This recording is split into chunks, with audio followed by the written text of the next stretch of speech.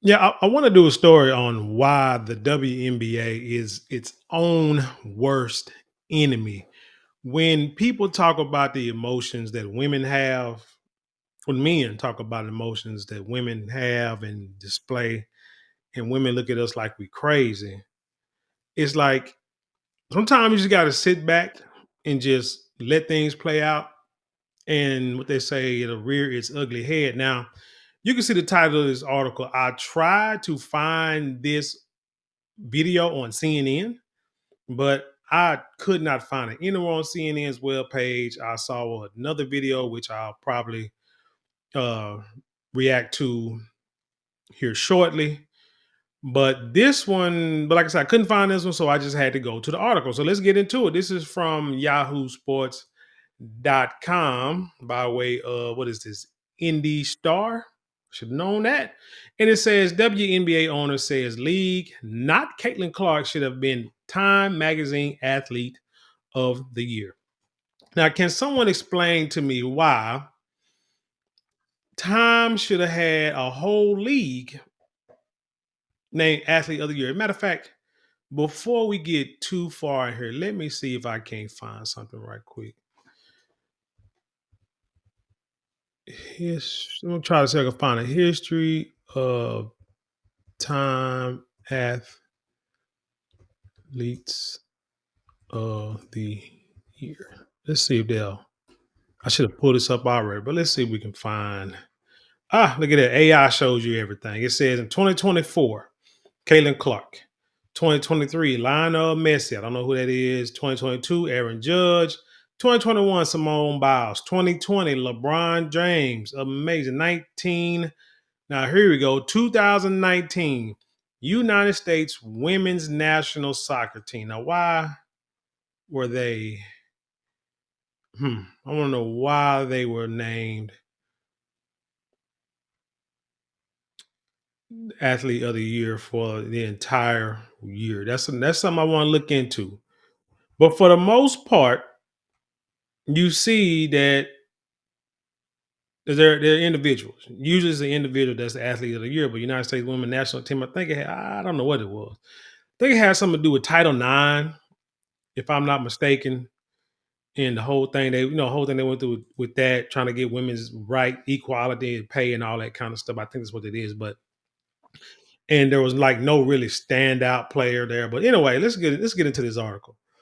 It says one WNBA team owner is taking issue with Indiana Fever star Caitlin Clark's Athlete of the Year award from Time Magazine. Sheila Johnson, the owner of the Washington Mystics, went on CNN on Friday morning to talk about the award and how she feels it's singling out one player. Time honored Clark as the Athlete of the Year because of her historic season, both on and off the court. Now, check this out. It says, according to an Indy Star study, she was responsible for 1 in 6 tickets sold in the WNBA in 2024 and packed home and away arenas alike. Over 300,000 fans came through Gainbridge Fieldhouse, I'm sorry, a WNBA single season record, and opposing arenas were packed throughout the season. Continue, it says multiple teams, including the Mystics and the Las Vegas Aces, moved their games from smaller, usual arenas to NBA or NHL size arenas for Fever games throughout the season. The Fevers played the Mystics in the final game of the regular season at the home of the NBA's Washington Wizards, quadrupled the size of the Mystic home arena, and set a single game attendance record of 20,744. Quadruple. Ain't that 4 times? So you're saying the Mystic Home Arena got like 5,000 people, and you bring in 20,000 people. The WNBA was named the fastest growing brand of 2024 by Morning Consult, which evaluated over 1,700 brands. But Johnson told CNN anchor Amanda Davies she thinks Time shouldn't have singled out Clark specifically. I'm gonna tell you like this: as a black man, this is sad because I think this is sexism and racism reverse. People say black people can't be racist, but man, I think everybody can be racist. If you got a certain feeling about a person, and I feel is strictly by the color of the skin, that's a racial issue. That's the issue you have with race, which can make you racist. I mean, people say you can't be racist because you ain't got power. This is a way to make us feel good about ourselves when we talk crazy about white folk. That's just it. But it's sad because you see the stats. This one person came, this one woman came in and brought a lot of eyes to the WNBA, more eyes than has been on there since forever. Now, I say this, I did a video earlier and asked people, would you pay $9,000 for a WNBA ticket? Some people said no, hell no. Some people say not yet, or I gotta wait and see, how it plays out. There were tickets for sale for a WNBA game. I think it was a Fever and whoever Angel Reese plays for. She played for Chicago. That it was selling tickets for $9,000. Arena, like I say, 20,000 people coming to go see them play. Then you watch the game, the talent is okay. It's not WNBA, I mean NBA standards, but it's all right.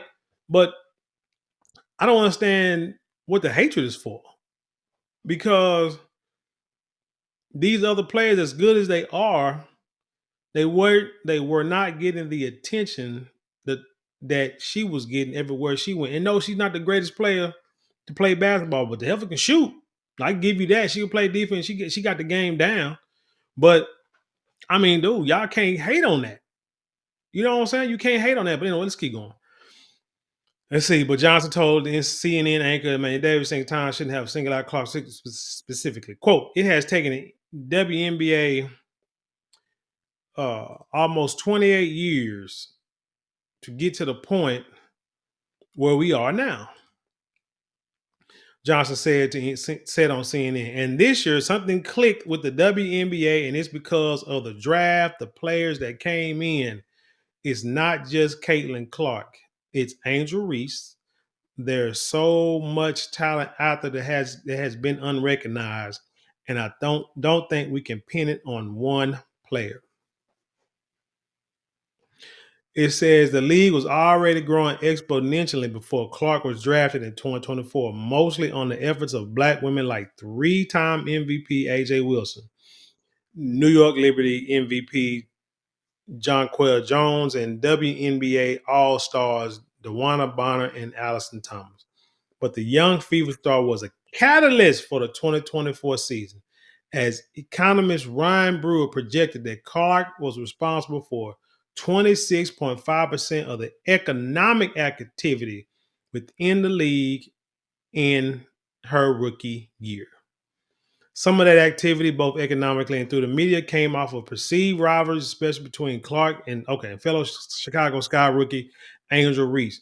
Now, that game that came on, well, one of the games that came on TV, I said, I wanted to watch it because it was a rivalry like Clark and Angel Reese. Now, here's the thing. This is what you would think Miss Level will understand. I call her Level because that was from what? The Boondocks. I call her Mistress Level. Y'all remember that? But anyway, the one thing Mistress Level need to understand is, and I know she does because she's a businesswoman, remember, co-founder of BET. Dude, rivalries bring in revenue. Even when, let's say, Larry Bird came into the league, and now you got white eyes back on the NBA because he's coming in and that dude can play ball in college, and now he's number one draft pick in basketball in the NBA, and then going to racist Boston. People, what I'm saying, white collar, blue collar, my bad, blue collar white folk love that. And then you got Magic Johnson in LA, and we love that because we got a brother that smile real good, best player out there, young, and in California, Hollywood lights. Black folks love entertainment, right? And what they say we the most entertainment watching people in the world, right? So Magic brought money, but Bird brought a lot of money. But then when Bird and Magic played, it was like it was the ticket. No matter if it was Boston, no matter if it was LA, when Magic and Bird played, because it was a rival. Boston and Lakers. Number one, because it renewed a rivalry, number one.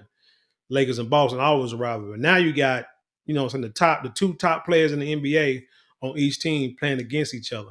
Rivalries bring in money. But when you see that this one person came in Who would have been? Who else was Angel Reese's rivalry this year? Think about it. Nobody. But who was Caitlin Clark's rivalry? Pretty much everybody in the WNBA because they was mad because she was getting all this attention. I saw a video not too long ago where they showed when Michael Jordan was a rookie and he came into the league and he came to Dallas and the news people in Dallas, some of the sportscasters were very excited to see this rookie come in and play. Really excited. But you had some people who was like, I don't see what the big deal is. He a rookie, he played like everybody else played, blah, blah, blah. But yet people were paying big money to see Michael Jordan play his rookie year. And I think that game, I don't think he scored like 20 some points. It was like one of his teammates scored like 31 points. You see what I'm saying? But everybody came to see Michael Jordan. Well, now you got Angel Reese in the WNBA. And yes, people are tripping on her. No, people talking about this. She got white privilege. It's about how you define white privilege. And I said this before, so try not to get too deep into it. But yeah, she's privileged because more eyes. Somebody tried to say nobody's watching her because she's white. Yes, they are. They're watching because she's white and good. Because she's good and white, which no, probably more in that order. So you can't get mad at her for acknowledging, yeah, I know I'm a white. Hell, Eminem would acknowledge that he's a great rapper, but him being white probably helped him in his record sales a lot. Really did. Because people want to see, first of all, it's the nostalgia. You got a cold white dude that can rap. That's number one. And then he keep coming out with these raps. It's like the dude skills just do not diminish.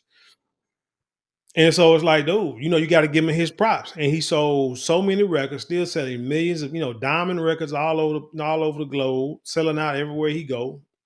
It's just you can't deny it. Even he can be gone for a while, come back, still sell millions of records. It's hard for black folks to do that now, but he's still doing it. So, and he would probably acknowledge. I'm sure he would acknowledge that his whiteness is helping him, but it don't help his skill set. It helps the audience. It helps the eyes that he attracts. Because he got the complexion, and Caitlin Clark understand that same thing. So I'm not understanding why folks are mad at her for saying about this. What did it say? Some of the activities, both economic, the 4 times the Fever and Sky played in 2024 were some of the most talked about games of the season, and those games were nearly sold out in every instance. The WNBA is leaning into that arrival in 2025 as the Fever and Sky playing it 5 times in regular season, including the season opener. So oh man, that's kind of hypocritical, right? You trying to be mad and hate that this young lady is getting all this attention, but yet you're gonna capitalize on it. And not only they're gonna play 4 times, they're gonna play 5 times. In the first one is gonna be the season opener. Yeah, okay. Johnson said in her CNN interview, she believes Clark has been singing out because of her being a white woman, which leaves her black colleagues behind. This is America. You know what I'm saying? I ain't saying it's right or wrong. It's just this is where you live, player. Clark is the 5th athlete and the 2nd basketball player to earn this award since Time introduced the Athlete of the Year honor in 2019. So 2019 was the first year. Okay. LeBron James is the only other basketball player to earn that honor. Clark also joined Simone Biles, Lionel Messi, and Aaron Judge as individuals. Who's Aaron Judge? Did he play for the Yankees? Is that the guy that played for the Yankees? How come no one said when LeBron got it that everyone shouldn't single out LeBron James? Everybody in the NBA should be part of that award, or Simone Biles. How come all the Olympic gymnasts don't get it? And Aaron Judge, how come all the Yankees, everybody in Major League Baseball didn't get part of that award? Because he's not the only great player out there. Whatever. There is some precedent for multiple players earning the award, as Time gave the entire 2019 U.S. women's national soccer team the award after they fought for equal pay. Yeah, that's what it is in 2019.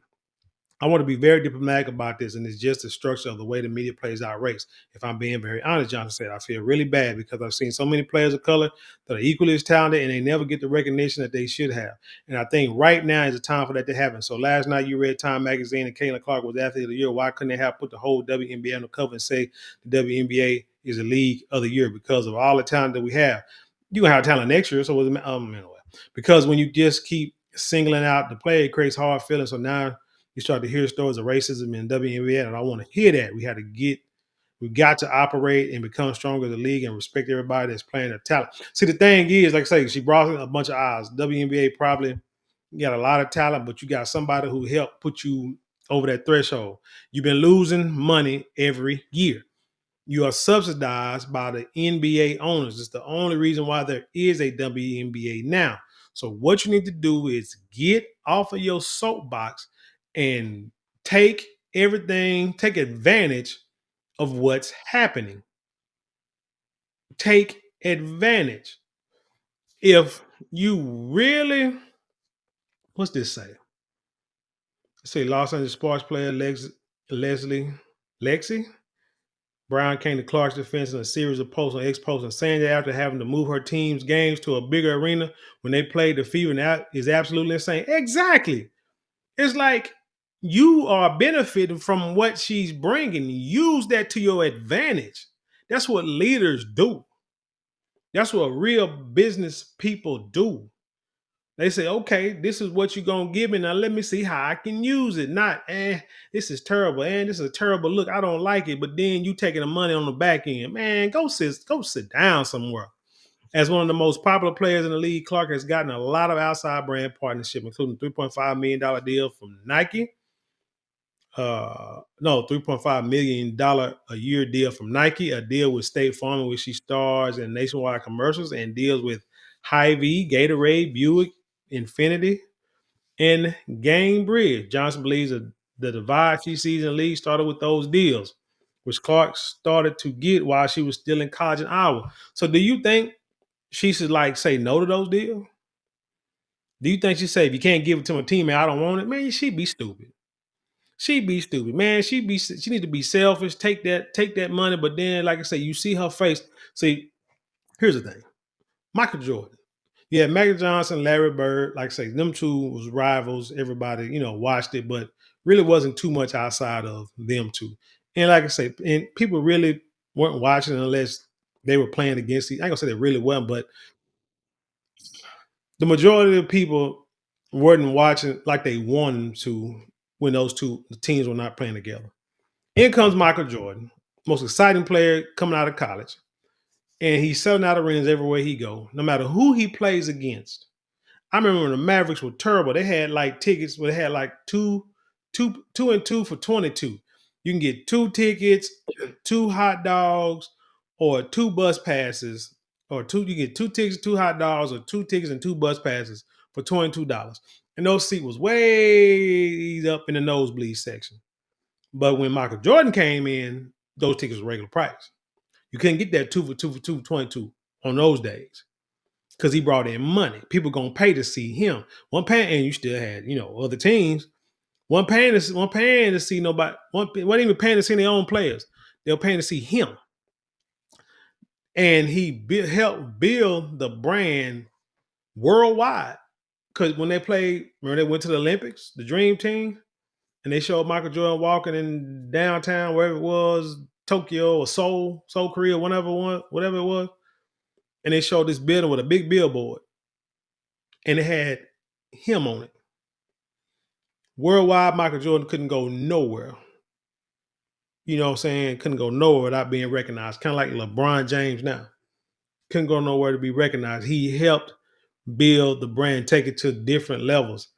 That's why they had no problem paying him like $30 million a year at the time, toward the end of his career, because they knew what he did. Had no problem selling him a team because they knew Michael Jordan owned like two teams.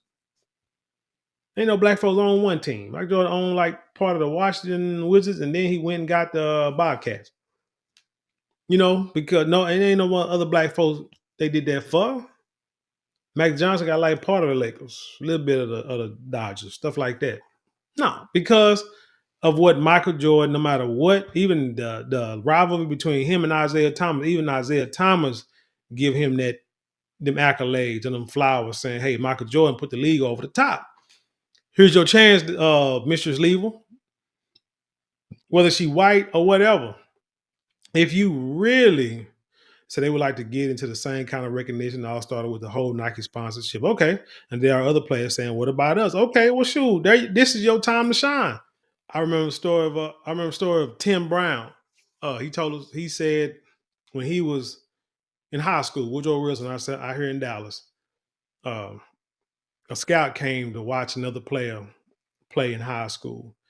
And the one game that scout came to, Tim Brown scored 4 touchdowns that game. So he never scored 4 touchdowns before or after. I don't think he even knew the scout was there.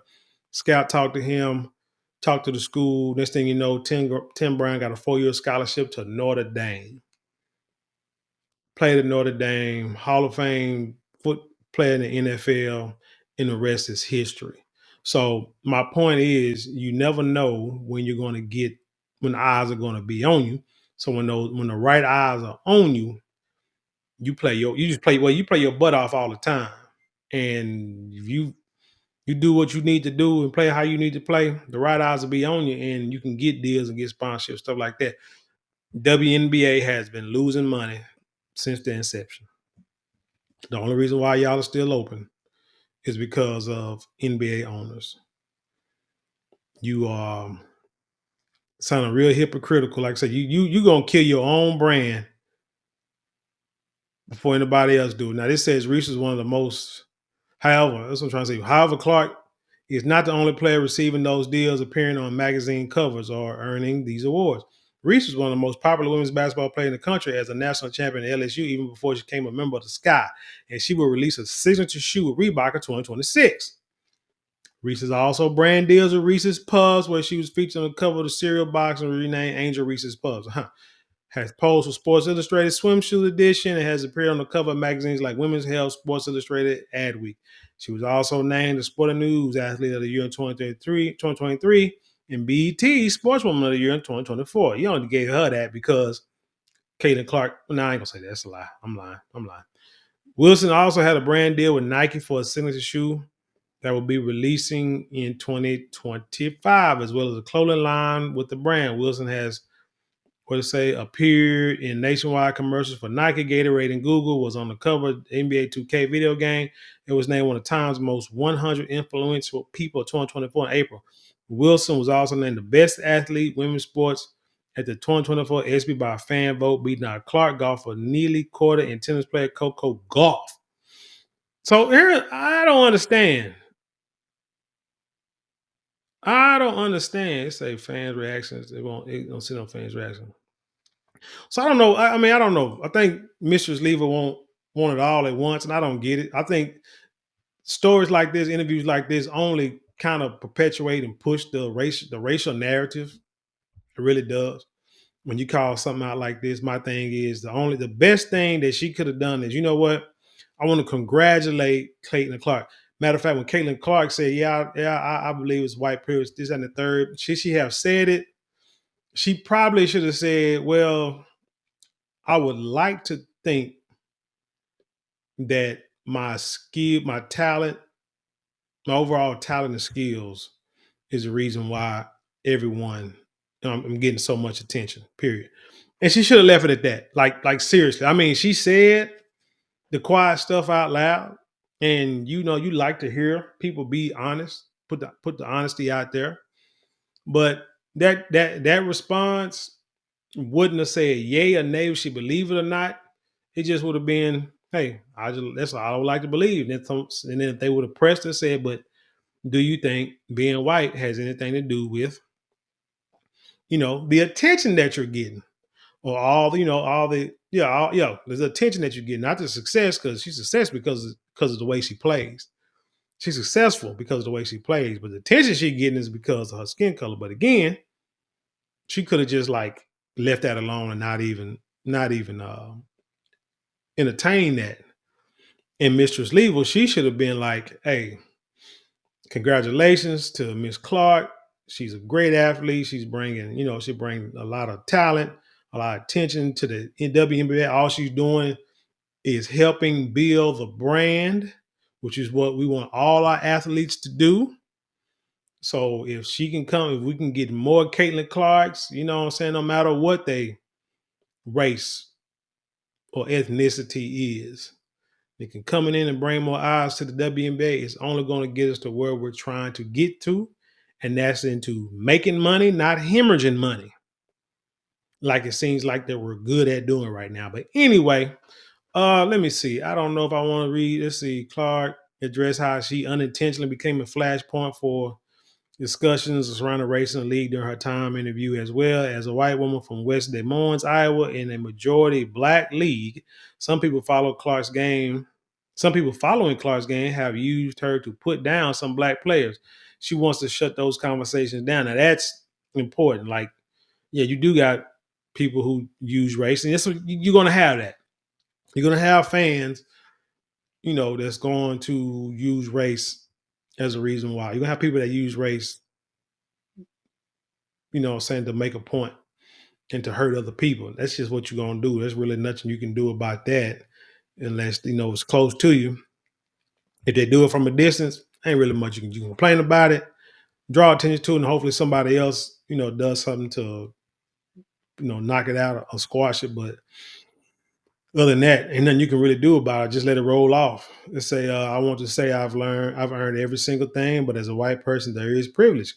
Clark told Tom a lot of those players in the league that have been really good have been black players. This league has kind of been built on them. The more we can appreciate that, highlight that, and talk about that, and then continue to have brands and companies invest in those players that have made this league incredible, I think it's very important.